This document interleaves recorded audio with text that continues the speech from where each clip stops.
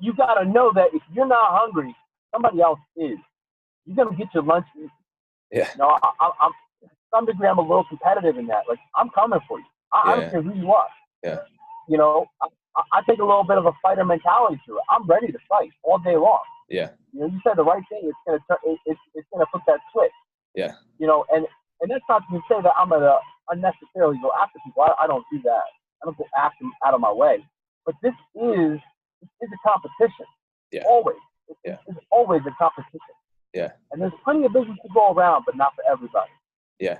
And you're not gonna take my family share. That's how I look at it. All right, and we are live. I have Nate Smoyer. He is an entrepreneur, longtime internet marketer, and he currently runs Real Team Panda, a growth marketing agency that helps funded startups to grow their business online. So, Nate, thank you for coming on. Yeah, my pleasure. Definitely. So, for the first question, I just want to get into before I get into Real Team Panda, your current venture. I wanted to talk about a little bit about how you got started in internet marketing and set yourself up for the position you're in today. So, how'd you get started as an entrepreneur, and what do you do now in your current role? Yeah, so I'm sure some people would agree with this that entrepreneurs do. Like there is some sort of starting point, but getting started or how I got started wasn't something I knew I was being an entrepreneur. I started by stealing all of the school supplies from my classmates in fifth grade and then selling them back to them because there was no store. And that's not the perfect start to, run a business, but, I kind of built on that. I was a paper boy, so I got that experience. Always loved when we did the fundraiser contest, so I would go out and try and sell, chocolate bars and all that kind of stuff as big as possible. So I don't know. That's what I traced to my start, so to speak. I think my first time getting my first real experience with building something meaningful when I was in high school, and I started a nonprofit to found a skate park and BMX track in my hometown. Mm-hmm. And it took 4 years. We opened up the BMX racetrack. In that process, I learned about writing grants, helped acquire some grants. I bought a skate park on Tuesday from New York to my hometown. Learned a lot of things in that process. And it's kind of built from there. I figured, well, I can do these things. Maybe I can run my own business. Yeah. And I think what probably really helped was I had some people in my life who were entrepreneurs. I saw the flexibility that had to schedule. My mom couldn't take us everywhere. She was working stuff. But I seen my friend's parents, and it was like, well, how come they always have time? And they built their life. They put a little more intentionality behind it. So I've always wanted to do things for myself. Yeah, no, that part about intentionality definitely makes sense. Everyone that has a life that's enviable, I would say, but I don't think there's anyone that accidentally stumbles into a really enviable lifestyle. Let's see here. Yeah, that might be true, but not the majority. Yeah. It sounds like you definitely knew you wanted to be an entrepreneur from a pretty young age. What made you start out? I saw that you worked for a nonprofit, and then you worked as a marketing manager. You worked for buy sell ads, publisher management. What made you want to do all those roles prior to doing what you're doing now? Why didn't you want to just try to keep starting companies, or were you on the side? That's a great question. So my third business, which was a marketing company, Chatterbox Marketing, started that while in college. That failure hurt. It hurt me. And that really, I had to get some things right. I had to get my money right. I had to get my mind right. And so it took me a while to where I wanted to even start a company. I vowed after that company closed to never start a marketing company. I said I'll never do this again. I will never start another agency. I have no interest in that. I don't want to get on that path again. Of course, that's what I do now. And I tried to fight it, but the thing about it was there was very good reasons for why that business failed, and it wasn't necessarily just me. It wasn't that I wasn't cut out for it. It wasn't because I didn't have the stuff for it. It was because I just wasn't mature yet. I didn't have the mentorship. I didn't have the experience. I didn't have the mindset. There was a lot of things that were just missing on that early business. So, um, I wanted to start other companies, but I just didn't have the idea of what it was going to be like. And even now, Real Team Panda, we have it now, the vision, it's so much bigger than what we got now. I want our own apparel line. I want to bring some of that street, urban field of things into tech. I think there's huge potential for it. I love the collaboration potential between hip hop and tech, and I want to bring that into it. I want to build a product around and we're going to build our own tools that help businesses grow. And even in that, that's not the end goal. Because for me, I look at Panda as like this is a vehicle that's going to enable me to do what I really want to do, buy real estate. And I love real estate because of the way the money works in real estate. I love the math behind it. I'm very high on utility. I'm not so good on aesthetics. Aesthetics is really where I struggle. And so, for me, real estate's got great utility. My first rental property, people ask, like, why did you buy this house? I hated the house. The numbers worked, and I hated the house. There was no emotional attachment to it in the slightest. People don't understand. They were like, why would you buy a house you don't like? And, that one rental house actually enabled me. That's what enabled me to leave my job at Bike Life to be a realtor. And I became a realtor, which is starting a business. Yeah. Because I wanted to be in real estate more. I wasn't satisfied with learning as much as I was learning on the sidelines. So I figured, we got to cut our teeth and get in as far as possible. So, the Real Panda's purpose for me is to build capital so that we can build our empire on real estate. And there's an end goal with that. The end goal, I don't care about how much real estate we have. It's got to be enough that supplies us the life that we envision. Yeah. And gets me to my final destination. And the final destination for me, the final end goal, and people think it's weird, but it's all I want to do is I want to one day have a small breakfast diner. I want to make the eggs, the hash browns, the bacon, the coffee. I want to work from 5 a.m. to 8 p.m. in the afternoon. That's it. That's all I want to do. Yeah. And the real estate is going to enable me to fund that business, and I won't have to pay myself to work that business. And that's the ultimate for me is in the end. I don't want to have to pay. Or I don't want to have to work for pay. I want to work for free. And so then I can leverage my little breakfast diner and building up something that is a place and a staple in I settle in. So that's kind of like the grand scheme of things. But to get back to the question, I always wanted to start more businesses. Because, sometimes the timing isn't right. Sometimes mentally it's not right. Sometimes the money isn't right. And it's those things got to come along together. When they do, you got to recognize it's ready to pull the trigger. And that's what happened with Real Team Panda. Things lined up, and I got some great people in my life, and I talked to them about, hey, look, I'm looking at these jobs that are out there, and but I can't be put in the system. I can't be locked down on this. I'm going to last 3 months, and I'm going to quit. Guaranteed. And they're like, that's because my friends are telling me you can't be working for me. Yeah. Because I still do well in confinement. In confinement, being put into a set rigid regiment of under someone else. So, it worked out. Everything came together. Yeah. Yeah. Well, it sounds like just based on the 15 minutes we've been chatting that you're the kind of guy that needs to be running an empire and just yeah. And I like that part about the diner too, because I like that you have this like really specific goal you're going for, people always talk about, but you're not, saying, oh, I have to do that now and make the money for that. Because obviously we both know a diner is not the easiest way to make a living, but it's like, if that's what you want to do, like you're putting the pieces in place to do that with what you're doing now, which is, I think that's really interesting because people are constantly fed the idea that they need to have some crazy vision, but you're like, this is what I want. I'm going for it. I really like that. Community focused. So, when I think about it, I'm like, okay, so where do people get together that you can impact them in a big, dramatic way. And it's over coffee. And I'm from the East Coast, so, we do diners on the East Coast, whereas West Coast doesn't have any good diners. One of the things that I was so motivated, like, oh, okay, diner is my vision. Yeah. The diner is that thing.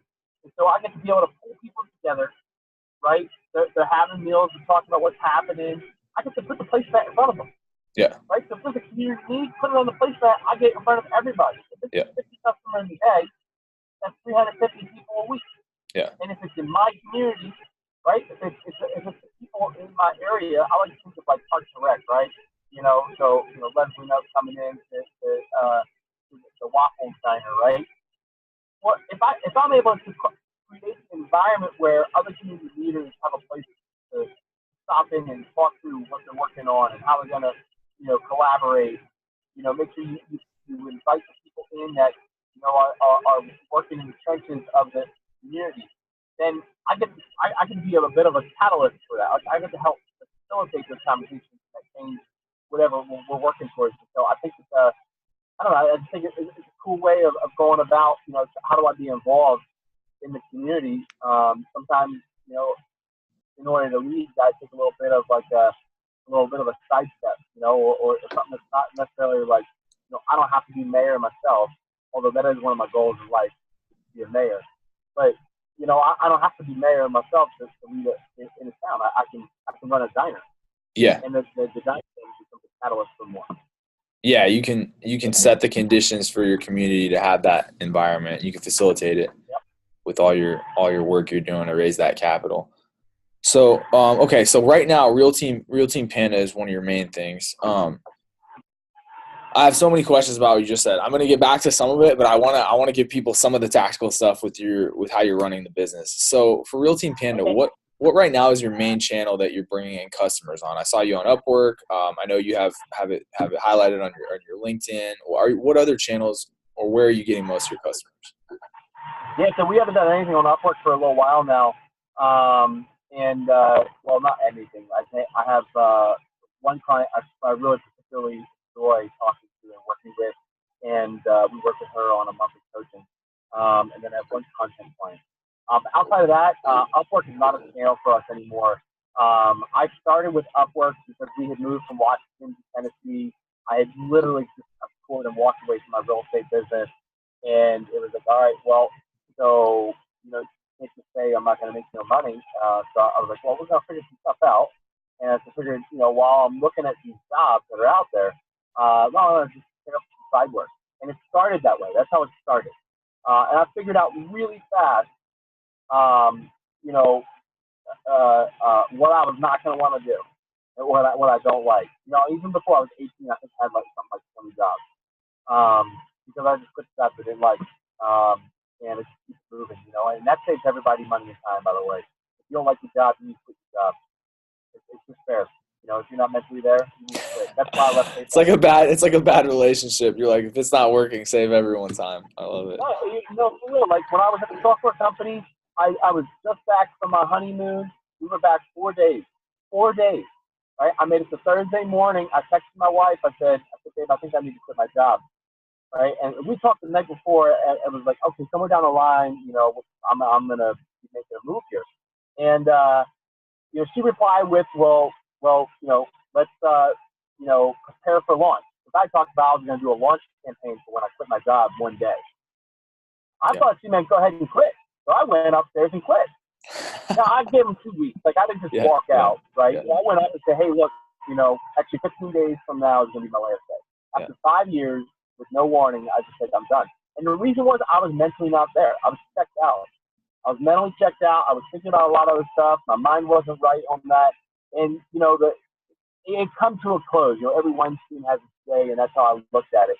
So, it was just important to make that shift of, hey, I gotta leave on that. So, but anyway, so, I know I digress here.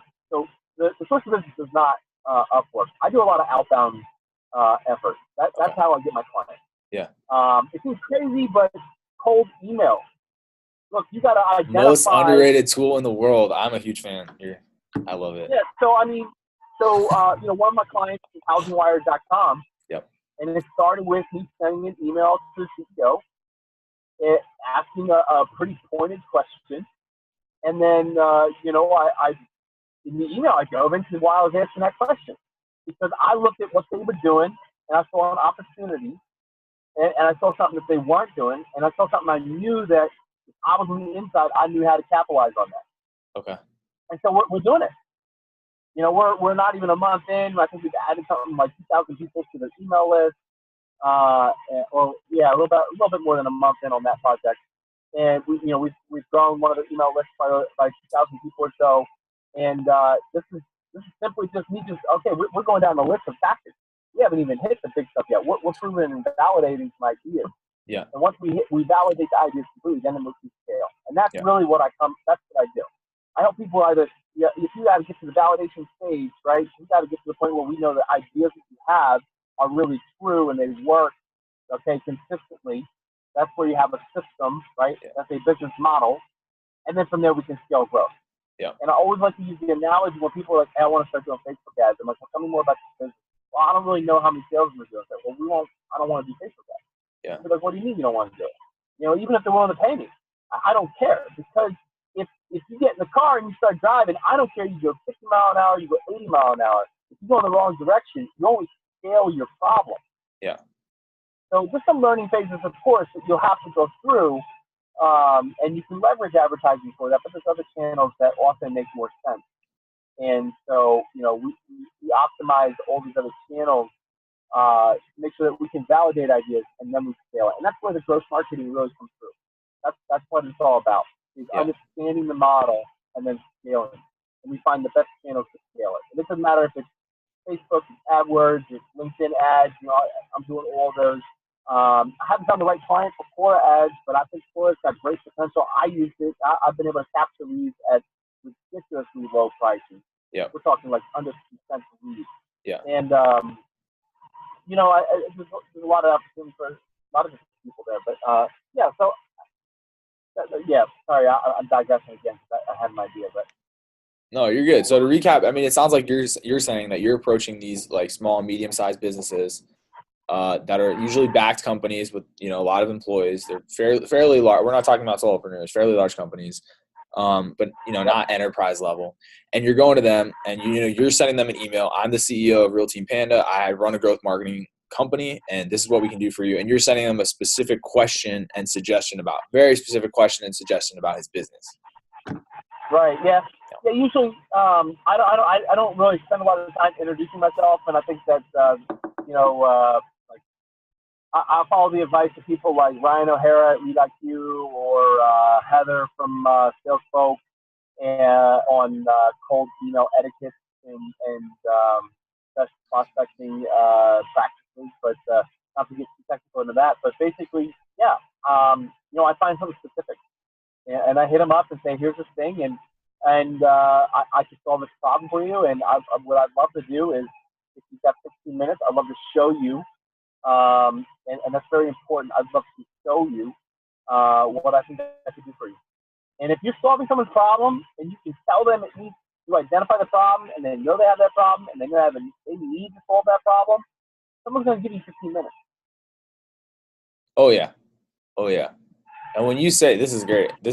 Another question I was going to get into is what do you do in terms of discovery calls and sales calls? So if you're saying to some CEO, I'm going to show you your problem, is your next step then jumping on a screencast and showing him where on his site you're going to do something, or what your process actually is to build out one of the changes you're going to make to one of his, landing pages, sales funnels, etc.? Along those lines. I mean, essentially it's a needs analysis call. Try to keep it under 30 minutes, truthfully. Yeah. And if we go anywhere, if we just determine that we think we want to move forward after that, then the next step is that we set up a proposal. I'll put together a proposal. I typically will mock up a sample campaign if we're doing ads. We'll go through that proposal, what that looks like, and we'll discuss the terms of a contract that I'd like to propose, and then we'll go from there. And if it resonates with everyone, we sign on the spot. We determine the start date. Boom, we go. Yep. Nice. That's awesome. And that's awesome. Thank you. And then for the so for your team, I think anyone out there, I know there's a lot of solopreneurs, freelancers that are doing their own work like this as individuals. But I think there's a lot of people who aren't sure how to then start trying to hire a team. So how did you decide you were not going to do this as, you know, an individual solopreneur freelancer? How did you hire your team? Where are you finding those people? Well, we're still in that process. Yeah. So we're still going through that. You know, it starts with hiring subcontractors on projects. Yeah. You know, we want to bring my wife in on the business. Mm-hmm. And so, you know, it has to make a certain sense. And that's a total shift in her career. She's not a marketer yet, you know. And it's funny, she's been going through some things. And, she's like about, you know, 10 times smarter than I am. And that's not kind of butter up my wife. That's the real girl. And, you know, she was kind of quizzing me. She goes, hey, you don't have this thing. You don't have this thing. You don't have this thing. I'm like, no, I don't. I do need to pull those things together. You're absolutely correct. That's awesome. Like, that's awesome. Drill sergeant on it. You know, so, but the reason why we're going to go bigger than just solopreneur is our vision is bigger than that. Yeah. Mm-hmm. You know, I want to take other people with me. I love the whole concept behind Real Team Panda is key. Yeah. It's the whole idea behind it is key. You know, I've thrived. Everything I've ever thrived in is because of a team. Yeah. You know, when I was little and we played football, you know, we arguably had some of the best squads Pennsylvania's ever seen. Mm-hmm. You know, when I was doing the nonprofit for building skate parks, we had, you know, we had some core people help pull that off. When I ran a concert series with some other folks, we had about 100 core volunteers. When I tried to break my first world record, I had a core of volunteers. When I've worked in, even with marketing projects, right? You do a big product launch. You know, I've been a part of several 7-figure product launches, and you need a core group of people to lead that. And so when I even started leading my own marketing team, I had 7 people on my team while also doing my own projects. Okay, it was a lot to handle, but it was the best because, you know, we'd have our stand-ups in the morning and go through all of what we're going to go through, you know, try and accomplish for the day, and you know, we just fed off each other. Yeah. And I had a team of, you know, what I would describe almost like misfits, and I'll say that disparagingly. Yeah. But like we really were. Like I had the internal ad networks, we were running OpenX. I had all of our paid acquisitions. You know, I had content providers, partnerships, social media. You know, I was running an ad marketplace. None of us actually helped, like, directly work with each other. We were service providers for other brands in-house. Yeah. That's the way we were essentially looked at. We were an internal agency. Yeah. That's how we operated. And, but it was great. And I remember for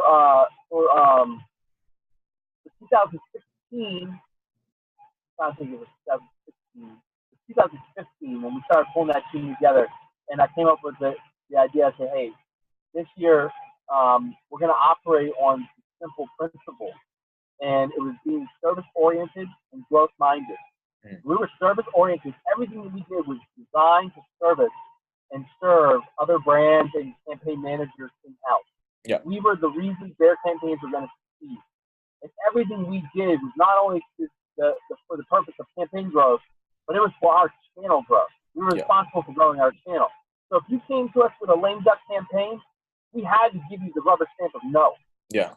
And because it wasn't going to grow our channel, and it wasn't going to be the best use. So kind of like in real estate, the highest and best use of that real estate. That's how we looked at it and we approached it. And so now I get the opportunity to actually take this out and give this to many different companies. And I want to bring other people in on with that. Yeah. So I think for me, the vision is big on what I want that to look like and how many people I want to take with us. So I have to go outside myself. I can't just keep it myself. Yeah. No, that totally makes sense, especially after that team experience. And that was when you were at Buy Sell Ads? No, that was when I was at Pay5. Pay5, okay. When you guys were running all for those different companies. So, that's interesting. It sounds like you took a lot of what you learned from there and incorporated into Real Team Panda. Well, yeah, I mean, even the name Real Team Panda. So, internally it started with how do we scale me? Because I had built up our social media program, and then I had started building up our partnership program and totally performed that and do that. And then I started taking over paid advertising, and I couldn't possibly do all these things at scale. And so the only way to grow it was to find other people to take those jobs, and then I could take on the next thing. And so it started as partnerships and advertising. It's all about Panda. Yeah. And the Real Team Panda is kind of play on internet terms. I set up a Slack group for us, and someone had taken Team Panda. So I set up Real Team Panda because it's Real Team Panda. I don't care what anybody says, right? This is the official, right? This is the next one. So, the real one. When it came time when I decided I was going to start a business, I just went back to what I like. Yeah. And people love pandas. The truth is, look, people love cats and people love dogs, but people also hate cats and hate dogs. Hard not to love. I've never seen anybody go to San Diego View and not waste half hour watching panda sleep. Everybody does it. Yeah. Look, San Diego View is expensive. Let me tell you. It's expensive. Yeah. And when you go there and all you get to do is see the panda sleep, but everybody does it. So I love the idea that people love pandas. It's very brandable. It's very memorable. It's an opportunity for me to actually demonstrate creativity. Yeah. You'll never see me just say my services creative. I won't do it. Yeah. And David Ogilvy says don't do it, so I won't do it. I'll let him be my boss on that one. But so I have to demonstrate it. Yeah. And so that's why I thought it was a good opportunity. For real estate, one day Smoyer properties will be a thing, and for me that makes sense in real estate. But when it comes to being a marketing company, or consulting, or NS marketing, or something like that, I thought that was stupid. Yeah. And I really don't like, marketing companies that, have someone's last name and don't have a brandable personality behind it. So I felt like I had to come up with something and build something that could be fun and expressive and kind of, in a way, mirror who I am and how do I build that into a brand. So that's what our attempt was behind that. No, that makes sense, especially for something like a growth marketing firm where the entire industry is based on testing things, a little uncertainty. It's like if someone has a growth marketing company that sounds like it's a law firm, it doesn't really match. It seems like. And anyone too who's doubting, street cred based on the Panda name, to switch topics. How did you get a picture with Mark Zuckerberg? Talk about street cred on your LinkedIn. That's an amazing photo. How did you get that photo? Oh man, I haven't seen Mark in a while. Good old Mark. All right, so here's the shortened version of that story. Yeah. Some certain details I am not allowed to disclose. Okay. But basically, I noticed that the PR game with Mark Zuckerberg was on point for a while, and I wanted to set it up where I would comment on one of his statuses. He would reply back to me because every once in a while he does that to 1, 2, 3 comments. And this was back in 2016. I think, when they were amping up Mark's public presence. And so I was like, I'm going to get him to comment back to me. And then I'm going to screenshot that, and then I'm going to post that and be like, this just happened, right? Yeah. And then I'll get, 100, some likes on it, and I'm just going to keep demonstrating that I'm the best in the social media. Yeah. So anyway, I turned on notifications. I started commenting on posts. And then I started consciously thinking, what are things that I could serve up as a softball that he could answer that helps him with his agenda. There's an agenda behind the PR game. That's really good. Yeah. So if you want to win that, you got to understand their agenda and then help them accomplish the agenda. So you were trying to reverse engineer what his PR people wanted him to respond with and serve up a softball for that. That's awesome. Yeah. So he did a post. They were doing a town hall meeting at Facebook and said, if you can't make it in person, ask the question here. And, maybe we'll get you answer your question during the meeting. And so I posted, I said, what's your vision for Facebook becoming a platform for education in the future? Because I don't know about you, but Blackboard is time to go. It's time to go. We could just run Facebook groups for online education. Yeah. You could scrap Blackboard tomorrow. Oh, yeah. Nobody's going to miss that. I got tired of having to teach teachers on how to use that. Yeah. I went to a school where they were asking me to submit Word 2004 documents or something like that, and it was what, 2008. Yeah. Y'all got to get a new Word. I'm not sending you this old stuff. They didn't know what Google Docs was, and that's too prevalent in education. Time Yeah. English professors behind. That's how I feel about. I'm not going to get on my horse about college, but that is.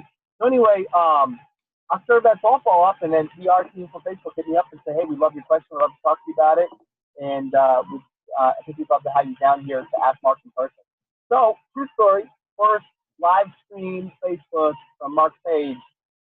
The man's is on that video. I think somewhere like 5 or 6 minutes in. I forget where I'm at.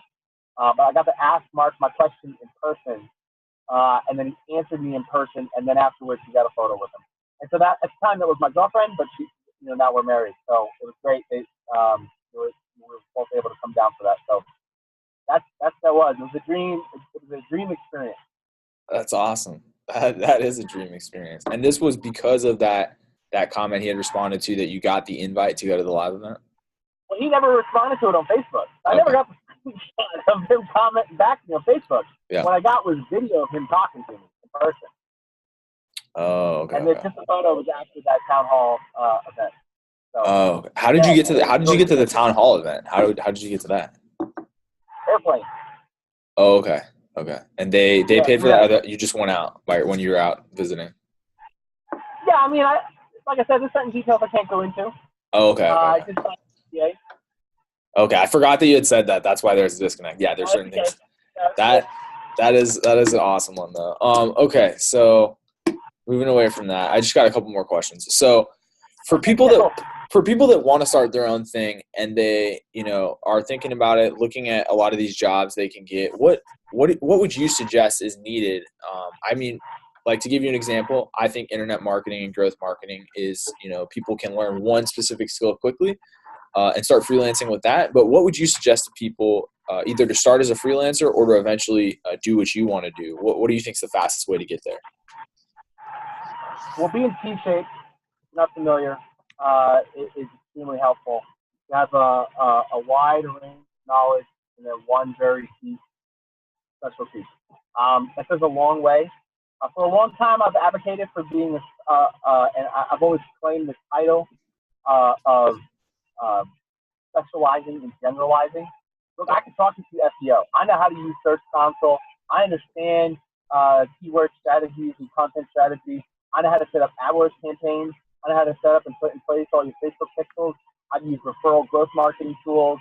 I can get your Google Analytics with goal conversions going. I know how to get your automation running with active campaigns. I can build up your entire sales enablement, 8 emails long, 2 different versions, each with an A and B subject line. I can build your landing pages, all that kind of stuff. But what's the one thing? What's that T-shape, right? And the reason for the T-shape, you do all those things. People are like, that's cool. I don't know how I can use you. Yeah. It's now paralysis. It's a choice paradox. A paradox of choice. I think that's what that is. It's too much, right? So a lot of times, the reason to be T-shaped is that it helps other people understand what you can do when you need it. You leave people guessing what you can do, which is, we can do everything. Well, that's good, you can, but you got to tell people that one thing. So I think that becoming a good T-shaped marketer sets you up really well to start. And you can build on that. It don't matter if you do it for a company, do it for freelance, do it for free. But the most important thing is you got to do it. Mm-hmm. Yeah. It don't matter. You got to do it. So if you can't get someone to pay you to do it, go do it for free. You can't get someone to let you do it for free. Pay someone to do it. You have to go do it. Yeah. I don't have experience. It's the dumbest excuse ever. Mm-hmm. There's no reason for that. You can get experience doing anything, anywhere. You just have to want it. You have to literally just do it. That's what it comes down to. Look, I've told people this in the past. If you're a designer and no one will hire you to build out a brand, you need to start making brands out of thin air. If you're a writer and no one will hire you to start to write blog posts, you need to start writing. I don't care if you build a fake company. You can do a fake marketing company and write a fake case study. Yeah. And just say, look, I don't have the data to work with, but I built this case study, and I thought it seems pretty realistic based on this research. I know conceptually how to do this. I need the experience in doing it. Can I do this for you? Yeah. Somebody's going to hire you to do that. And it's going to suck on the pay. Pay's going to suck. Yeah. That's okay. Yeah. Yeah. No, I definitely agree with you there. I did the same thing for my first marketing job. It was a fourth of what I was getting paid. Not exciting. Okay. That's pretty good. We're pretty far in. I've taken up a lot of your time. I don't want to take any more. I really appreciate it. My last question is there anything that I did not ask you that I should have, or anything that you'd like to, suggest to people that want to get into growth, want to run a growth team, are looking for a different line of work to get in? Anything? Yeah, you got to be hungry. I mean, at the end of the day, you got to be hungry. There's just no way around it. I don't think people realize like how a lot of people say like it's easier to start a business than ever before. That's true. It is so hard to thrive as a business. It's so hard.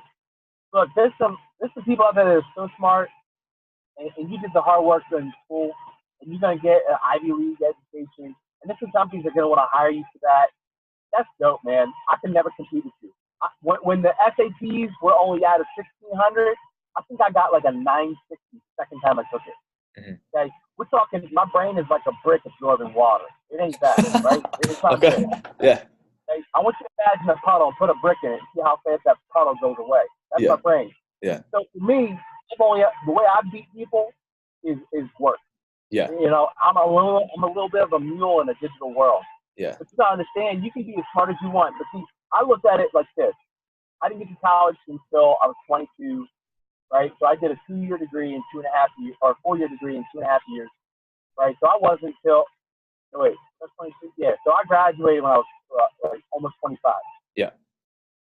So 25, and all my counterparts are like 3 years into this career. I'm looking at everybody like, man, I'm so far behind. Oh yeah. Everybody's so far ahead of me. And to put on top of that, and I'm going to say, I went to a piss poor school. Yeah. Right? So they didn't teach me nothing. What I learned was I needed to read on my own to learn. That's a good lesson to learn, though. That's a good lesson. Statement. Yeah. Right? But here's what I did know. I did know that the growth trajectory of people was slow. I knew that some people would hit that middle management, would even hit that full management level, and they would become complacent. Yeah. They'd become fat and lazy. Right? The hunger would be fully met, and they would just sit back and chill. Right? They got the house payment, they got the car payment. Right? They're going on their vacation 2 times a year. And what other people didn't realize, I think, with me, when I ended up from the time I was 27 till 30, I had a 3-year time period. I did 6 to 8 years of work. And that's why I was able to double my salary twice. Yeah. I doubled my salary twice. Yeah. That's why I was able to buy investment property, which gives me passive income. And I mean, it's good passive income. Yeah. So you got to be hungry to do those things. And the reason I'm hungry and I feel the urgency on it is I know what my 30-year vision is. And it's not 30 years out. It's only 20 years out. And that 20 years out is going to come so fast. And if I don't do it, then I all the potential I have, I'll let that slip away. And I feel I have a moral responsibility to that potential. Yeah. So if you want it, you got to be hungry for it, because your days is just stuck. There's no way around it. I always look back on like my hometown, which is a terrible little place. And where is it? Can you give us the names or no? No, I say it, Pottstown, Pennsylvania. Founded 1752 on the Pottsgrove Manor, right on the Manatee and Schuylkill River.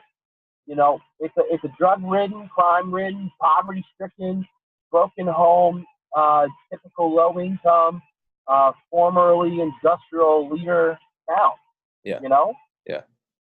And that's the opportunity wasn't there.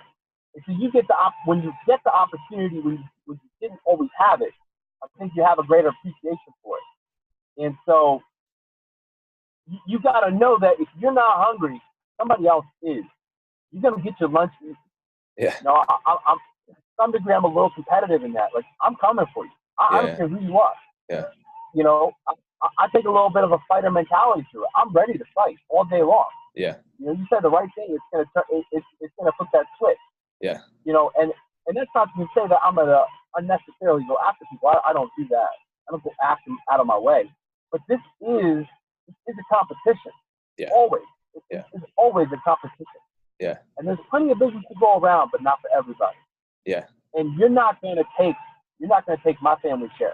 That's how I look at it. You're not gonna take my family share. So I mean that's the only thing I like to I think about and think is important for people to think about is, you got to know what's your source of hunger, like what's going to push you through that. Because on the days it sucks, willpower, man, you got to find it. It's not just sitting there by your side. So, I mean, that's it. That's the only thing I would say. And just got to do it. Okay, so for this video, that's going to be it. Nate was talking to me out of his truck, and his phone actually overheated on the dash of his truck while we were talking, so we had to cut it there. But I think we hit all the most important points, and I plan to do a follow-up with Nate in 3 to 6 months. So thank you for watching.